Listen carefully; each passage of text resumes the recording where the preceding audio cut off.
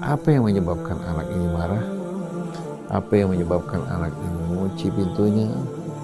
Dan sikapnya berubah, yang tadinya lemah lembut pada orang tuanya, yang tadinya melayani orang tuanya. Kenapa ini anak mengalami hal seperti ini? Orang tua harus tahu. Jangan mengatakan saya ini orang tua. Kamu anak wajib betul-betul apa? Untuk berbakti kepada ayah ibu. Amanat yang Allah tetapkan, bagaimana dia mampu mengambil makan sendiri, itu yang dimulai. Bagaimana dia mau menghantarkan sesuatu kepada saudaranya, memberikan, itu yang diutamakan. Bukan dengan marah-marah, bukan dengan memukul, bukan dengan kekerasan, bukan dengan hukuman, bukan. Allah tidak menitipkan anak kita dengan marah-marah. Allah tidak menitipkan anak-anak kita sebagai amanatnya bukan untuk dipukul.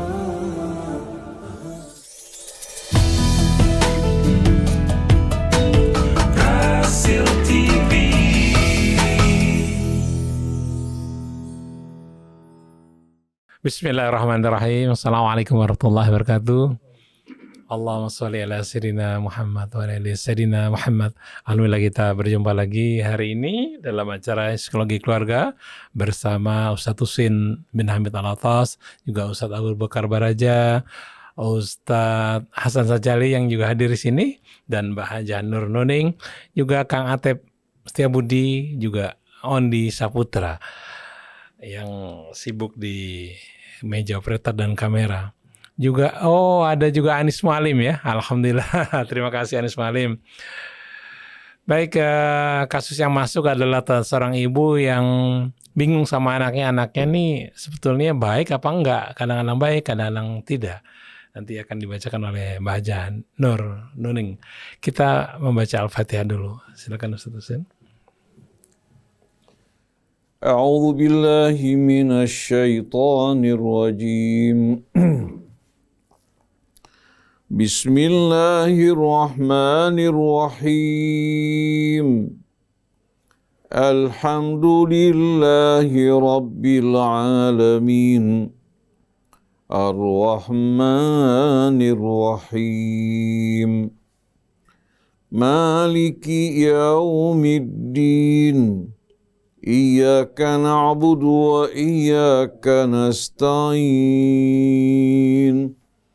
اهدنا الصراط المستقيم صراط الذين أنعمت عليهم غير المغضوب عليهم ولا الضالين. Amin. Alhamdulillah, kita sudah baca Al-Fatihah. Mudah-mudahan Allah mudahkan kita dalam menghadapi berbagai persoalan yang kita hadapi sehari-hari. Silakan Mbak Nuning dibaca kasusnya. Terima kasih Mas Krishna. Assalamualaikum warahmatullahi wabarakatuh, Ustadz Husin, Waalaikumsalam Abu warahmatullahi Bakar, dan semua ikhwan akhwat yang berada bersama-sama Psikologi Keluarga dimanapun acara ini bisa disimak ya. Seperti yang Mas Krishna bilang, kasusnya, Assalamualaikum Ustadz, saya punya anak laki-laki sudah remaja, tabiatnya agak unik, suka ngambek dengan cara diam, nggak mau ngomong, suka banting pintu juga kalau ngambek kepada saya sebagai ibunya. Tapi kadang-kadang dia itu juga baik sekali, manis sekali kepada saya. Ketika saya batuk saja misalnya, dibuatkannya air jahe, dibuatnya saya sarapan yang enak. Dia juga akan marah sama adiknya kalau adiknya bikin kesal kepada mamahnya, kepada saya. Serta Ustadz, dia itu mau mengantar saya ke pasar kemana saja. Yang jadi pertanyaan saya, Ustadz, kenapa sih sikap baiknya nggak konsisten? Kalau tersinggung sedikit aja ngambek, tapi di lain waktu sangat baik dan melayani saya. Mohon nasihatnya Ustadz. Itu yang pertama. Kemudian pertanyaan yang kedua sangat sederhana sekali. Ustadz, mohon bantuannya. Assalamualaikum. ibu mertua saya ingin punya pasangan lagi nih, ingin menikah lagi. Kami harus bagaimana sebagai anak dan menantunya? Terima kasih. Ya, mari kita simak apa yang akan disampaikan oleh Ustadz Hussein dan Ustadz Abu Bakar. Bismillahirrahmanirrahim. Subhanaka wa bihamdik wa nastaghfiruka wa natubu ilaik wa nu'minu bika wa natawakkalu alaik. Lakal hamdu ya Rabbana kama yanbaghi li jalali wajhikal karim wa li 'azimi sultanik. Subhanak la nuhsi thana'an 'alaika anta kama athnaita 'ala nafsik falakal hamdu hatta tarda walakal hamdu idza radit walakal hamdu ba'da ridha. Allahumma shalli ala Muhammadin wa ali Muhammad. Assalamu alayka ya Rasulullah.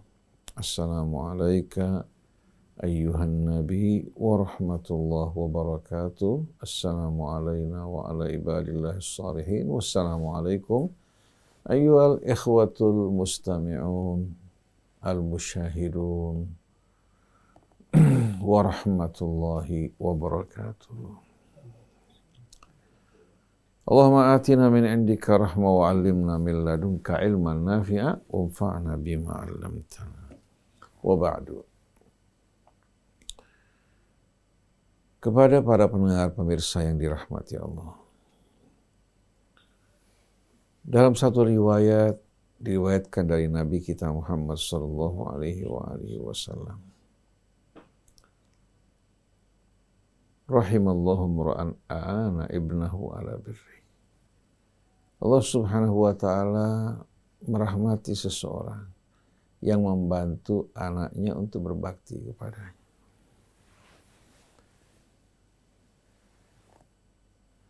Arti dari hadis ini merupakan anjuran kepada orang tua untuk membantu anaknya dengan kalimah thayyibah, sikap yang baik, pendidikan yang memperkenalkan dia kepada Allah, memperkenalkan dia akan kewajibannya terhadap Allah, terhadap kedua orang tuanya, yang akan betul-betul menghiasi dirinya dengan makarimul akhlak, dengan sikap yang baik dari orang tua, pendidikan juga yang betul-betul dasarnya adalah mengenal Allah, mengenal kewajibannya. Begitu pula ingat akan hari akhir akan membuat anak kita terbantu dalam betul-betul apa? Menghormati orang tuanya, berbakti kepadanya. Dan orang tua juga harus menghindari kata-kata, ucapan atau sikap yang bisa membuat anak tersebut akhirnya apa? Merasa sakit hati, karena dia terhadap orang tua tidak berdaya, akhirnya dia menutup diri.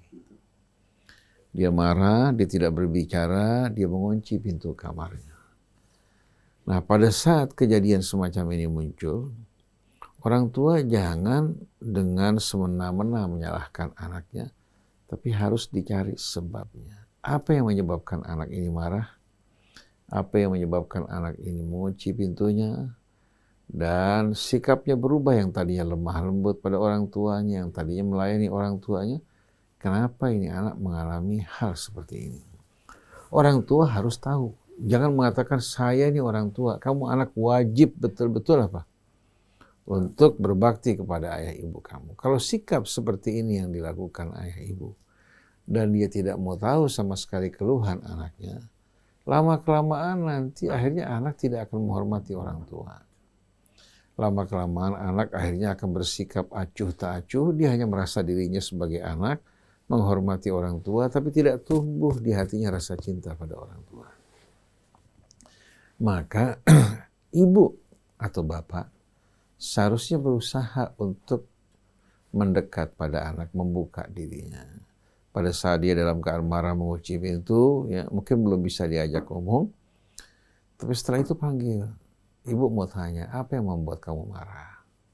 Apa yang membuat kamu mengunci pintu kamu? Apakah karena kesalahan ibu? Mungkin yang menyinggung perasaan kamu, di mana letak kesalahan ibu? Agar ibu tidak mengulangi lagi apa yang membuat kamu sakit hati. Jadi kata-kata sikap seperti ini betul-betul akan menyentuh hati orang, hati anak-anak kita.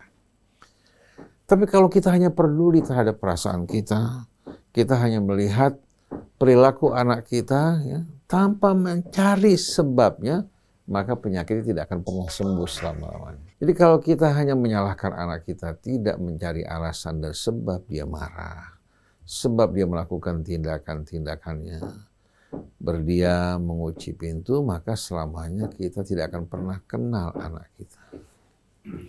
Akhirnya si anak karena merasa tidak diperhatikan, ya, akhirnya lama-kelamaan sikapnya juga terhadap orang tuanya akan bersikap dingin.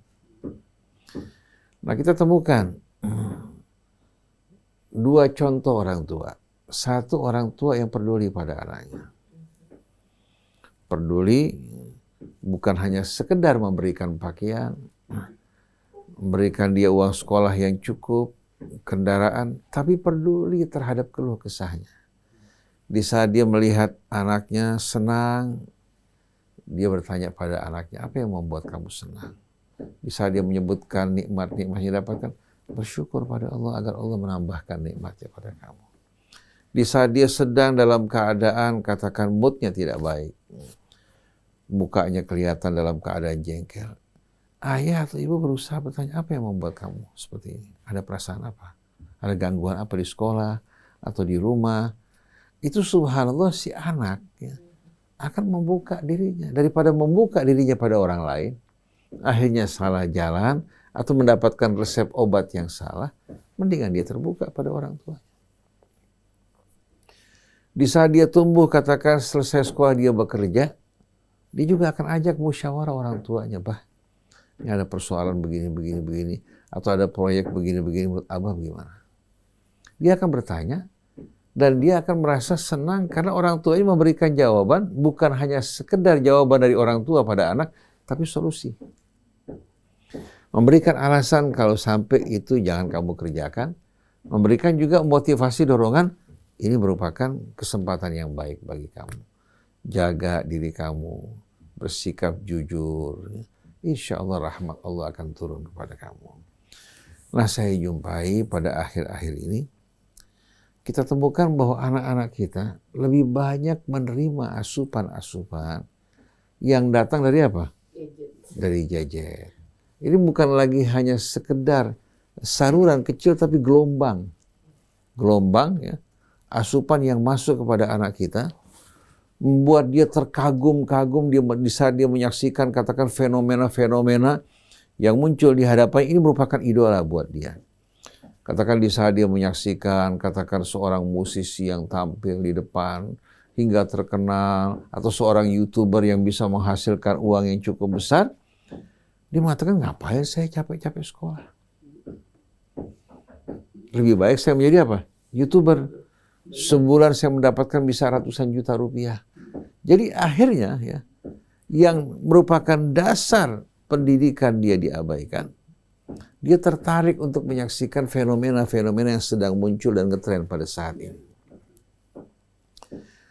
Jadi ini merupakan satu hal yang mesti diwaspadai orang tua dan disikapi dengan cara bijaksana. Orang tua sering bertukar pikiran. Nah, kamu jangan tertipu melihat kemajuan-kemajuan atau katakan popularitas ya yang kamu lihat dari orang-orang tersebut. Ini hanya sekejap.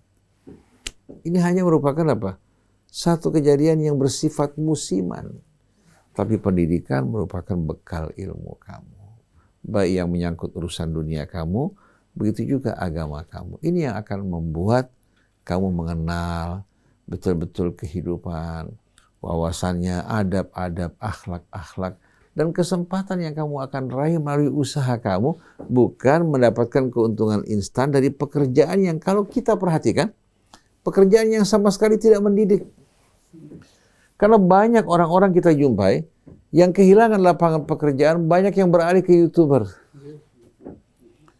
Mulai mereka berkecimpung ya dalam pekerjaan tersebut, tahu-tahu dia temukan ternyata apa? Menjadi seorang YouTuber jauh lebih enak daripada menjadi seorang manajer atau direktur di satu perusahaan. Atau menjadi seorang yang katakan pengusaha ya, yang berjuang dalam bidang ini atau dalam bidang itu. Dia merasakan bahwa ini merupakan keuntungan yang mudah.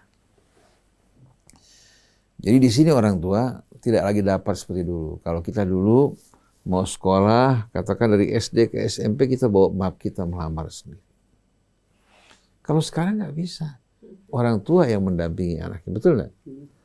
Kemudian kita dulu ya mencari buku buku pelajaran sekolah terkadang dari emperan-emperan yang menjual buku bekas untuk mendapatkan buku sekolah yang kita beli ya, dengan harga yang lebih murah karena kondisi ekonomi kita.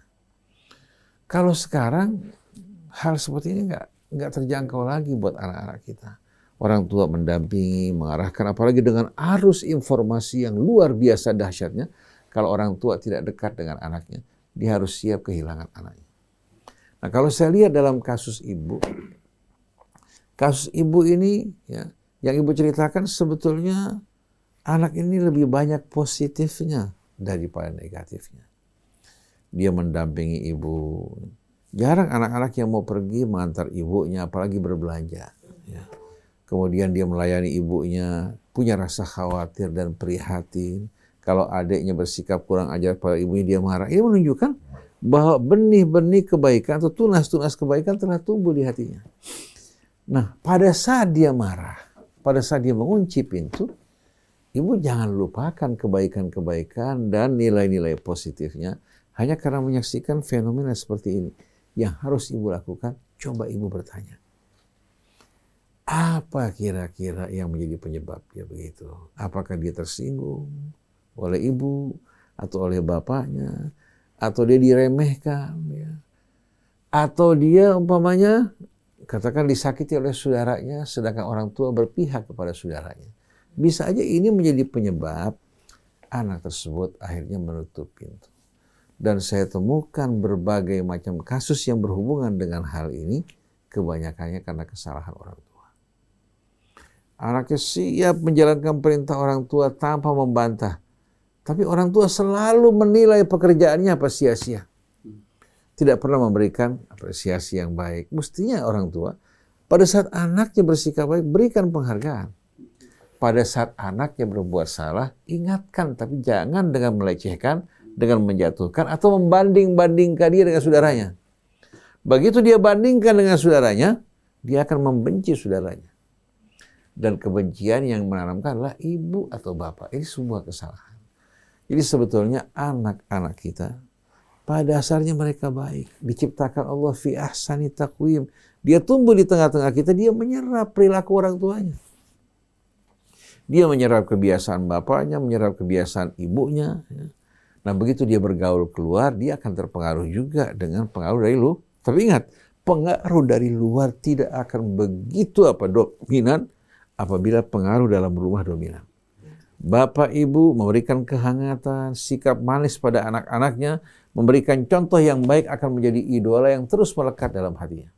Walaupun dia menyaksikan berbagai macam fenomena pergaulan di luar yang aneh, tidak gampang terpengaruh. Karena apa? Dia melihat orang tuanya. Dia melihat saudaranya. Dia betul-betul menyadari ternyata apa yang dilakukan orang tuanya yang terbaik.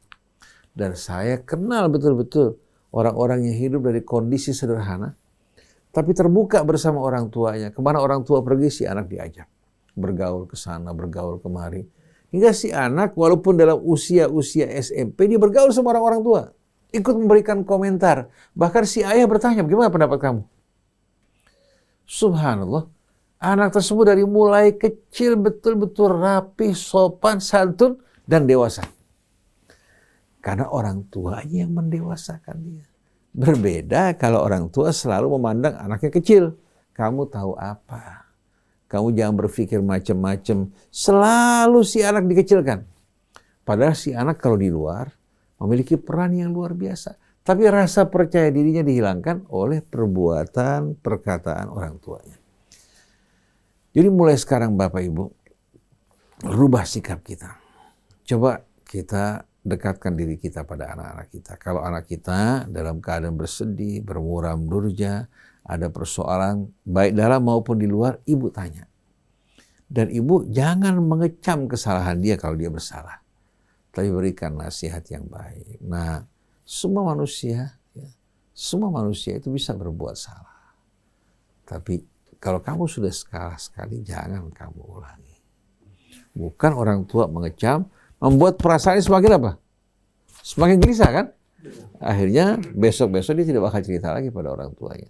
Tapi kalau orang tua dengan lemah lembut memberikan nasihat, mengingatkan kepada Allah bahwa manusia itu tidak menjadi hina karena pernah berbuat salah. Tapi kalau dia mengulangi kesalahannya berulang-ulang atau tidak mau mengakui kesalahannya, ini merupakan perbuatan yang akan menghancurkan masa depan kamu. Jadi betapa indahnya kalau ayah ibu dengan sikap baik membiasakan anaknya jujur. Jangan kalau anaknya jujur dimarahin habis-habisan. Orang tua bilang kalau kamu jujur, ayah tidak marah. Berarti kamu seorang anak yang punya nilai-nilai kebajikan yang amat baik.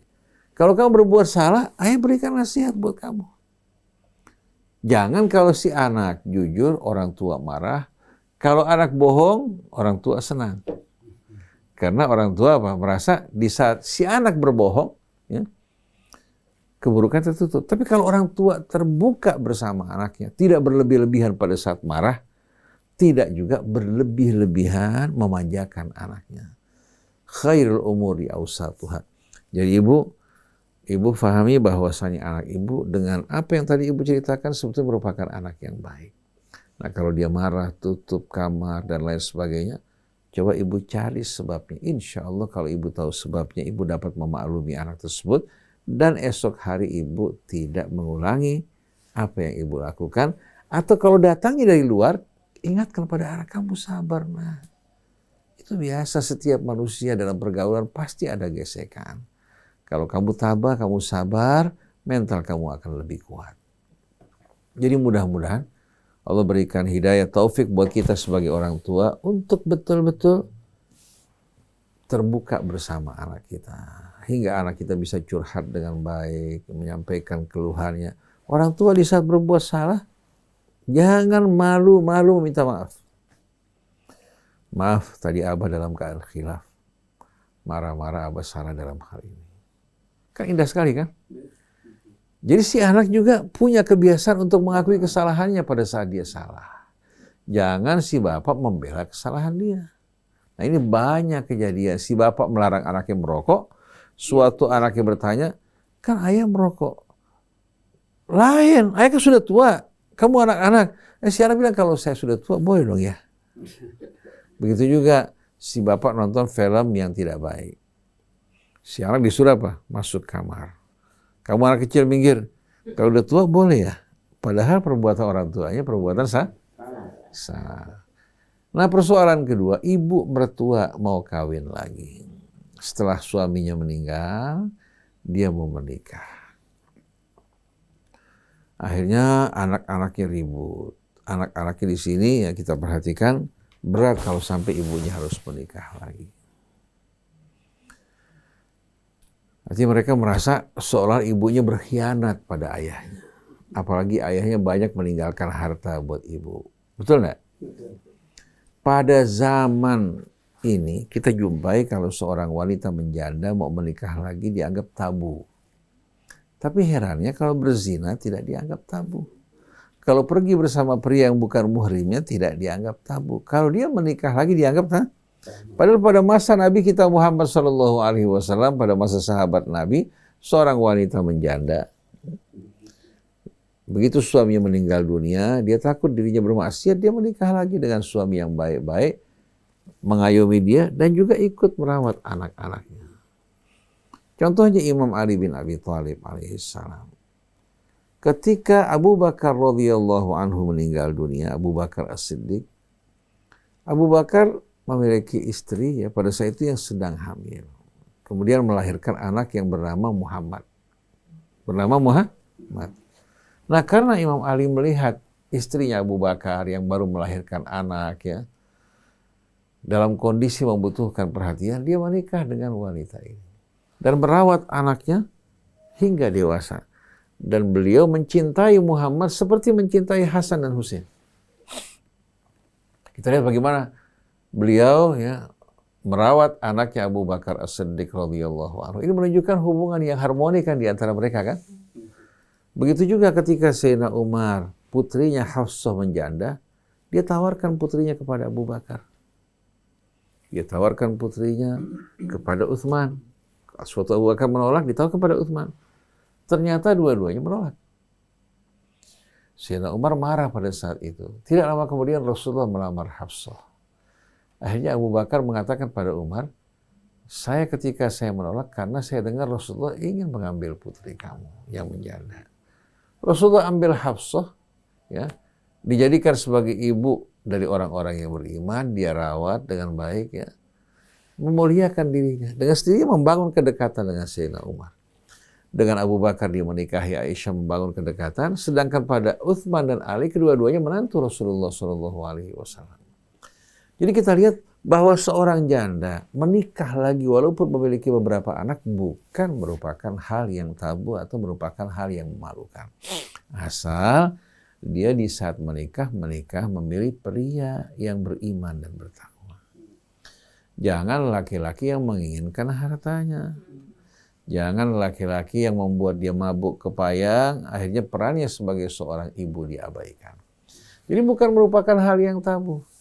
Jadi kalau si ibu mengatakan saya ingin menikah lagi, ya, ada seorang laki-laki melamar ibu, yang menjadi kewajiban anak, periksa bagaimana perilaku orang tersebut. Jangan menghalangi ibu, jangan menciptakan gap bersama ibu. Kalau ibu nikah lagi, kami akan keluar meninggalkan ibu. Ini merupakan perbuatan yang salah. Begitu juga sebaliknya kalau bapak yang mau kawin. Istrinya meninggal dunia, bapak mau menikah lagi, si bapak masih setengah umur, tentu anaknya nggak mengizinkan si bapak kawin lagi. Padahal si bapak masih usia muda, ya. Dia masih butuh pada pasangannya. Dikhawatirkan kalau dia tidak menikah lagi akan terjerumus dalam perbuatan dosa. Tapi karena si anak, ya, yang bekerja, yang memberikan nafkah pendapatan si bapak sedikit, si anak nggak berdaya di hadapan anaknya. Dia bertanya, bagaimana Ustaz kamu menikah? Insya Allah Allah buka pintu rezeki buat kamu kalau anak kamu tidak membantu. Padahal dia anak dibesarkan oleh bapaknya. Sekolah si bapak banting tuang pinjam sana sini untuk menyekolahkan anaknya. Tapi si anak hanya melihat dirinya tanpa memperhatikan kebutuhan bapaknya. Dianggap si bapak soal berkhianat terhadap ibunya. Ada lagi seorang suami, ya. Dia berpisah dengan istrinya. Kebetulan istrinya melakukan perbuatan selingkuh. Dia punya anak satu, dirawat anak perempuan dengan baik sampai dewasa tinggal sama-sama. Setelah anak perempuan dewasa, si bapak mau menikah lagi. Karena bapak masih punya kebutuhan kan. Waktu dia menikah lagi, si anak perempuan marah luar biasa. Cemburunya anak perempuan yang luar biasa. Karena si anak semenjak kecil kumpul bersama sang ayah. Dia nggak bisa kehilangan ayahnya. Akhirnya si bapak menikah lagi dengan seorang wanita, si anak marah yang luar biasa. Si bapak mengajak anak perempuannya tinggal bareng-bareng, kata si anak perempuan, ayah tinggal bersama kami, ya, tapi jangan membawa istri. Padahal si anak diberikan rumah mewah di daerah elit oleh bapaknya. Jadi jangan kita egois. Jangan kita, ya, ingin menguasai, ya, sesuatu dalam kehidupan dunia yang sebetulnya bukan merupakan hal yang diberikan izin oleh Allah Subhanahu wa Ta'ala. Jadi pertimbangkan baik-baik. Kalau seandainya seorang bapak mau menikah lagi, anak boleh ikut campur bertanya siapa calonnya. Bagaimana akhlaknya, bisa menyatu dengan keluarga apa tidak. Jangan kawin dengan perempuan yang bakal menimbulkan persoalan dalam rumah. Begitu juga kalau ibunya mau menikah lagi, periksa laki-lakinya ini datang membawa solusi, apakah datang membawa polusi. Kalau bakal datang membawa polusi, anak berhak untuk mengatakan, maaf Mi, kami tidak setuju. Boleh cari pria yang lain yang bertakwa, yang beriman, yang tahu kewajibannya. Jadi kalau kita perhatikan sama-sama, sebetulnya Islam memberikan solusi yang amat indah. Tidak menyuruh seorang duda menikah lagi, tidak menyuruh seorang janda menikah lagi, tapi di saat mereka punya kebutuhan, daripada mereka melakukan perbuatan dosa, mendingan mereka menikah lagi. Dan pada zaman sahabat Rasul, pada zaman tabi'in, bahkan pada zaman nenek kita, kalau kita perhatikan, Kasus ini biasa, tidak ada persoalan. Tapi sekarang orang menganggap berzina, pergaulan bebas, jalan bersama-sama di luar perkawinan biasa. Bahkan sampai ada istri yang mengatakan, yang penting jangan kawin. Kalau jajan di luar saya tidak tahu, itu yang penting. Tapi kalau dengar suaminya kawin, kadang-kadang tanpa dia dikonfirmasi lagi, dia lakukan tindakan yang merusak kebahagiaannya. Seorang guru SMA, guru kimia, diberitahukan bahwa suaminya kawin lagi. Padahal berita hoak. Begitu suaminya pulang, si istri menggunakan air keras langsung menyiram wajah suami. Ternyata itu semua merupakan cerita bohong. Ini karena akibat mengikuti hawa nafsu. Nah, mudah-mudahan Allah jaga diri kita, keluarga kita, anak kita dari perbuatan-perbuatan yang bisa mendatangkan penyesalan karena kita mengikuti hawa nafsu kita. Jadi mudah-mudahan orang tua kita dijaga oleh Allah, kesucian hidup mereka, kebersihan mereka, ketakwaan mereka pada Allah. Amin ya rabbal alamin. Masya Allah, Mas Krisna, ternyata jadi orang tua atau jadi anak semua punya peran dan tanggung jawab yang luar biasa. Kalau Ustadz Husin mengatakan, cobalah terhadap anak-anak kita minta pendapatnya, kita memberikan apresiasi atas apa yang dilakukan, itu bisa menjadikan anak-anak kita merasa dihargai. Sudahkah kita melakukannya? Oke, kita akan simak lagi apa kata psikolog kita pada pagi ini terkait dengan kasus yang hadir, yang bisa jadi jawabannya juga merupakan jawaban yang sangat-sangat kita perlukan. Silakan Ustaz. Bismillahirrahmanirrahim.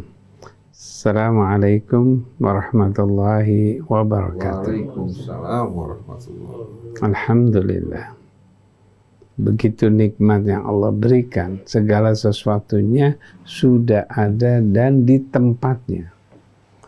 Segala sesuatunya sudah ditaruh sesuai dengan apa yang ditetapkan oleh Allah dan sesuai pada hambanya. Yang kita sering lakukan adalah kita suka memindah-mindahkan. Yang sudah bagus suka dipindah-pindahkan yang tidak baik. Sehingga yang terjadi adalah pemandangan itu berubah. Seperti anak yang Allah titipkan, amanat yang Allah sudah berikan ini. Amanat ini sudah bagus, sudah indah. Allah punya kehendak, Allah punya keinginan. Allah punya yang mempunyai. Namun kita sebagai orang yang diamanatkan yang menjadi statusnya orang tua suka memaksakan apa yang menjadi kehendaknya, bukan kehendak Allah, bukan kehendaknya Allah. Jadi kita maksakan dengan kehendak kita.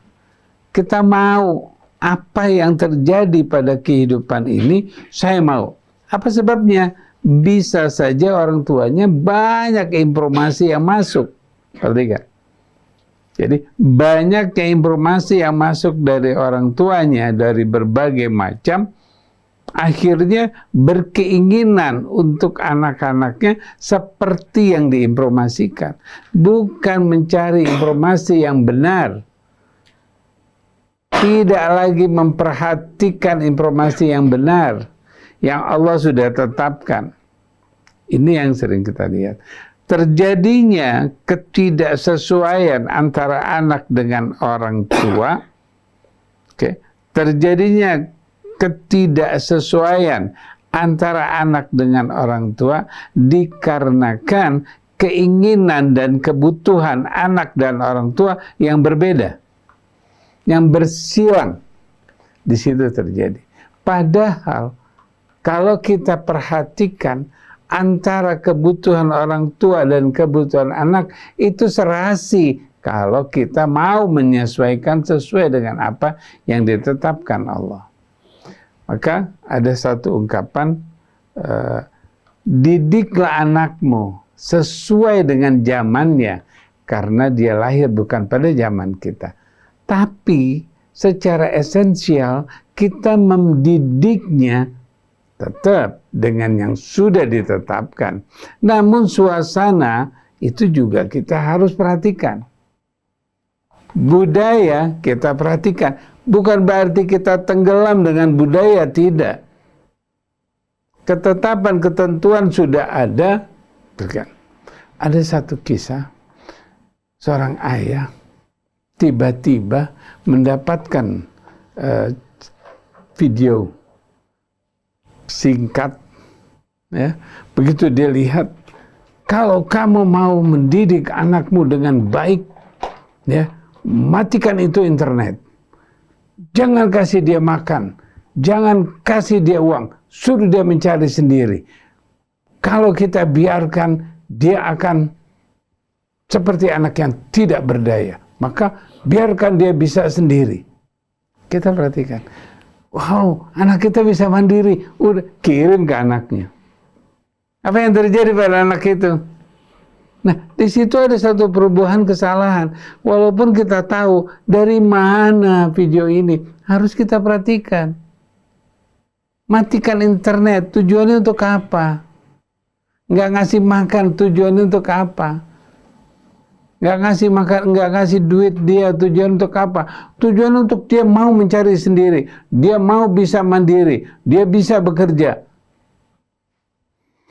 Apakah kita sudah siapkan amanat yang Allah tetapkan? Bagaimana dia mampu mengambil makan sendiri? Itu yang dimulai. Bagaimana dia mau menghantarkan sesuatu kepada saudaranya, memberikan, itu yang diutamakan. Bukan dengan marah-marah, bukan dengan memukul, bukan dengan kekerasan, bukan dengan hukuman. Bukan. Allah tidak menitipkan anak kita dengan marah-marah. Allah tidak menitipkan anak-anak kita sebagai amanatnya bukan untuk dipukul,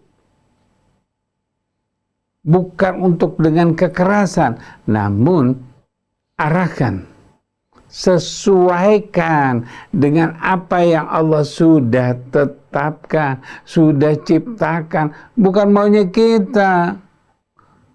Kita mau anak yang mandiri, tapi nggak boleh dikasih duit, nggak boleh dikasih makan, internet dimatiin, terus kemudian dia mau kemana?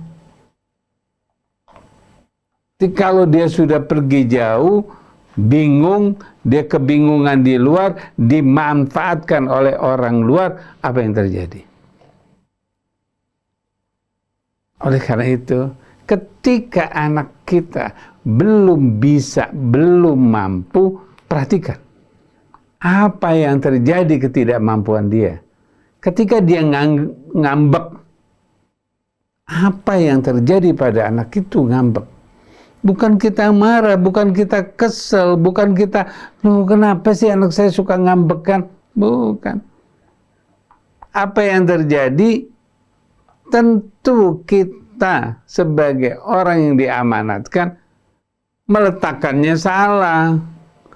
Dia tidak akan ngambek kalau dia diletakkan pada tempatnya. Itu yang perlu diperhatikan. Oleh karena itu kembali, perhatikan anak kita sesuai dengan dirinya. Kalau ada sesuatu yang dia inginkan, perhatikan, keinginannya itu belum tentu sesuai dengan apa yang ditetapkan Allah. Bisa saja keinginannya tersebut tercemar oleh informasi-informasi dari luar.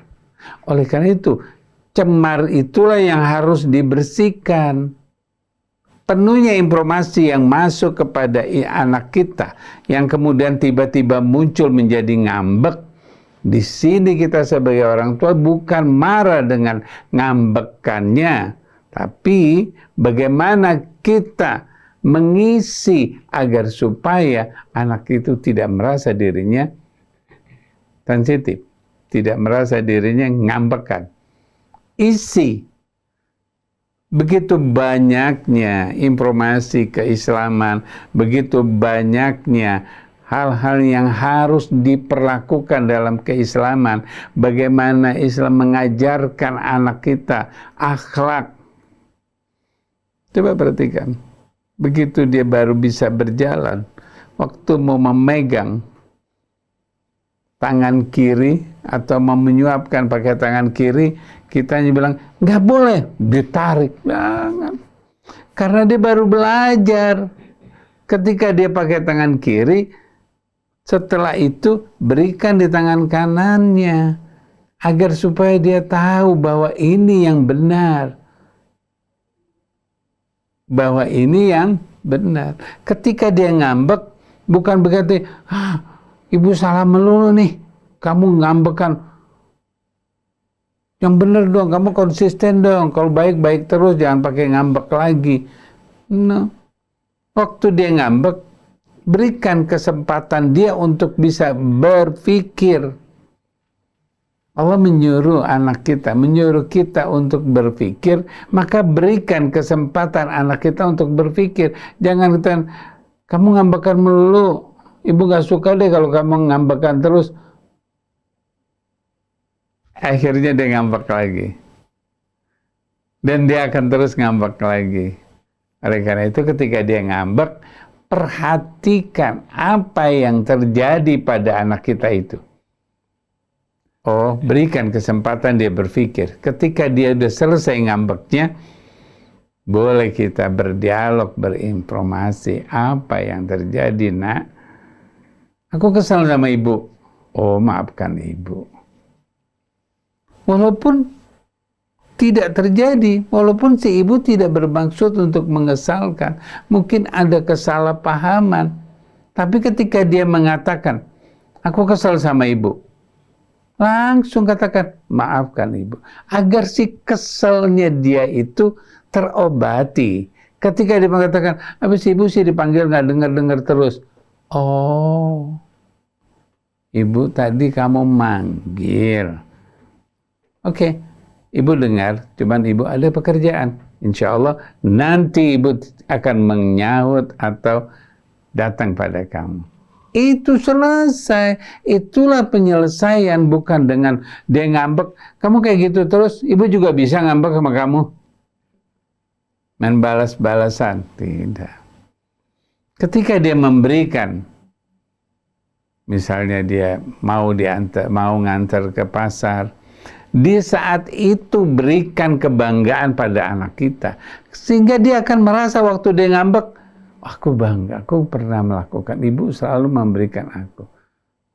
Jadi ada sedikit, ketika dia salah sama ibunya, ketika dia melakukan kesalahan, nggak perlu kita marah, nggak perlu kita ngambek, kita berikan informasi kepada dia, bagaimana perbuatan itu tidak nyaman. Ibu nggak merasa nyaman. Kalau kamu berubah, ibu merasa nyaman. Itu yang perlu diberikan agar supaya interaksi anak dengan ibunya baik, tidak akan terjadi konflik. Nah, kita bisa perhatikan kembali pada kasus yang kedua. Sudah diterangkan oleh Ustaz Husin begitu gamblang dan benar-benar meyakinkan bahwa kalau menikah itu hak. Jadi jangan kita marah sebagai anak. Ya, kalau kita mau menikah lagi, nggak masalah. Kenapa kita harus marah? Kondisi kita saat ini mungkin tidak sama dengan kondisi orang tua kita yang mau menikah. Mungkin saat ini kita belum punya niatan untuk menikah, tapi orang tua kita sudah membutuhkan. Kenapa kita harus paksakan seperti saya, seperti kami? Tidak. Lihat, perhatikan apa kondisi ibu kita ataupun ayah kita yang akan menikah lagi. Ya, ada seorang ibu menikah. Tiba-tiba anaknya, ibu emang gatel lah. Baru mau menikah udah dibilangin gatel. Bukan gitu. Apa yang terjadi yang tadi sudah diterangkan. Kalau dia berbuat yang tidak baik, bagaimana? Oleh karena itu, bagaimana kondisi yang terjadi pada ibu, itulah kita sebagai anak yang perhatikan. Kita memang nggak pernah mendapatkan perhatian dari ibu. Coba sejak kecil kita diperhatikan. Kebutuhan kita semua sampai sekolah, sampai mau menikah pun mungkin kita diperhatikan sama orang tua kita. Nah sekarang giliran ketika ibu mempunyai satu keinginan, ya apa salahnya kita beri. Bukan kita menolak, perhatikan. Tapi perhatikan, ketika ada orang yang datang kepada ibu kita, mertua kita, perhatikan, oh orangnya baik, insya Allah menjadi baik. Menambah kehidupan. Menambah kondisi yang lebih baik lagi. Itu yang dibutuhkan oleh keluarga. Berikan kesempatan. Berikan kesempatan seseorang sesuaikan dengan dirinya. Bukan dengan diri kita. Kita sering terjadi konflik karena kita senengnya orang lain harus sesuai dengan diri kita. Orang lain sesuai dengan saya. Itu akan jadi konflik.